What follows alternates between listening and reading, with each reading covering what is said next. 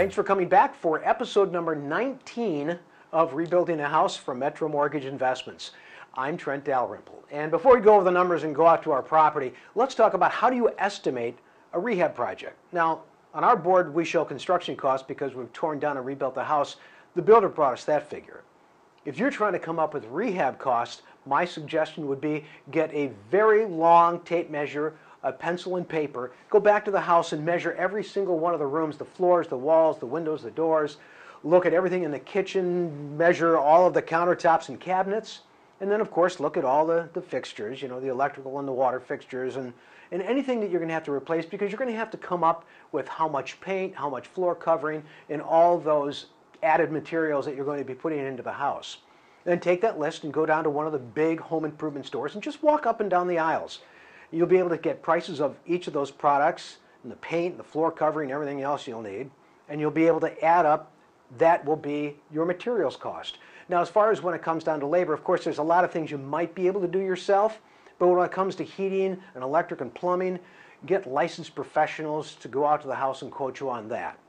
Then once you get that entire price list of everything, you add it to the cost of the house that you're looking to buy, and then subtract that from what you believe that the after-repaired value might be. In fact, you might even want to get it appraised to find out what that could be. And then, of course, between that after-repaired value and your cost of materials and labor, you have your profit. And if you got enough profit, you probably have yourself a deal. So let's talk about our deal. We bought a house in Royal Oak, Michigan for $75,000 that we've torn down and rebuilt for about $170,000, and that gives us a total into our project of $245,000. But when we're done, we should have a value over $408,000, and that gives us a gross profit of $163,000. So if you'd like to talk to us possibly about helping you fund your project, give us a call. All our contact information is going to be at the end of the video. So let's go out to our house right now and see where they are today.